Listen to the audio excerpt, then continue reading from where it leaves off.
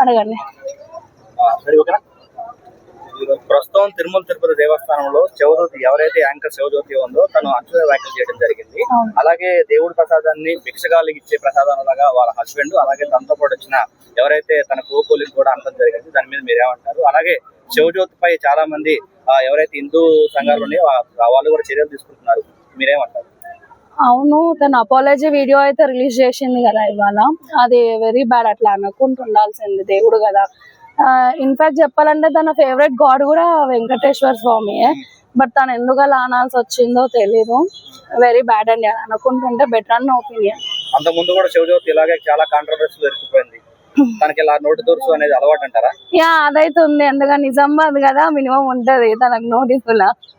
Maybe ఆ point of view లో దాని మీద తను ఇంకొక వరకు ఎలాంటి రెస్పాండ్ అవ్వలేదు. మరి దేని మీద మొన్న జరిగిన ఇన్సిడెంట్ అయింది మీద ఇంకా పూర్తి స్థాయిలో అయితే ఇవాళ అయితే వీడియో రిలీజ్ చేసింది, చూసాను. అపాలజీ అడిగింది, సారీ నెక్స్ట్ టైం రిపీట్ చెయ్యను అని. సో తన బేబీ మీద కూడా తను ప్రామిస్ చేసింది. సో ఈ ఒక్కసారి ఎక్స్క్యూజ్ చేస్తే బెటర్, నెక్స్ట్ టైం రిపీట్ కాకుండా.